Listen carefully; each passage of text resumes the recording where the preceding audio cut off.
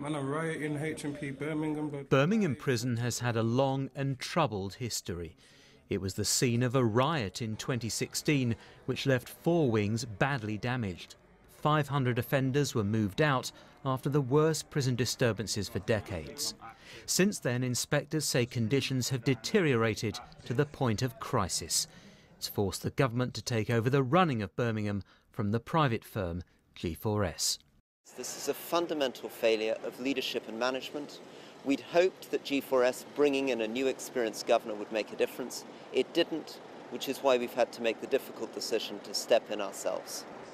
Prison inspectors said there was a lack of order and control at Birmingham, with violent inmates able to act with near impunity. We need to get some people in here to terrorise them. A letter to the Justice Secretary said there was a fear of violence among some prisoners who refused to come out of their cells. Groups of staff had locked themselves in their offices, and conditions were found to be filthy, with blood, vomit and rat droppings on the floor.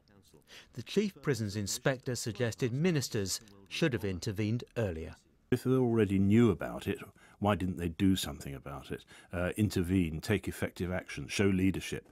It cannot be the case that the only time urgent action is taken to restore decency in a prison is when an inspection report is published. Surely somebody must have been asleep at the wheel. Since the start of the year, G4S has been warned numerous times that it must address the problems at Birmingham.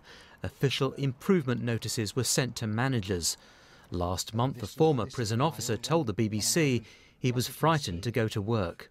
You would sit in the car for a length of time trying to get yourself in the right state of mind to go in and do a day's work. Was it your day to be assaulted? You know, you were just expecting things to come along. In May, the voluntary body that carries out regular visits to Birmingham was so alarmed about conditions, it wrote to ministers calling for action. The headcount needs to be reduced. I think managers need to be allowed to manage and be visible on the wings. And I think the whole issue of safety and violence and drug ingress needs to be addressed. G4S won the contract to run Birmingham 7 years ago, sparking staff protests. The company won't get the prison back for at least 6 months until it's safer and more stable.